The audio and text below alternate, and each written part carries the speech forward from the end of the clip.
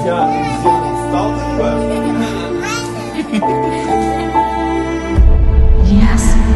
Правый молодец.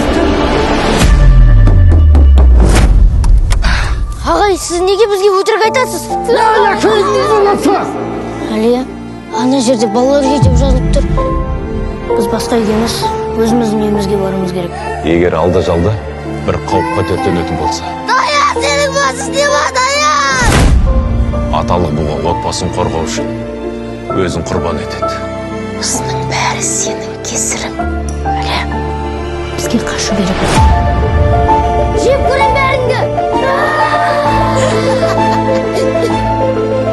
Сіз берші, ол жерде менің анам бар! Менің үйім, ол сендерсіңдер. Мен қайда жүрсем де бақытты болам. Бірақ ол жерде сендер болсаңдар ғана.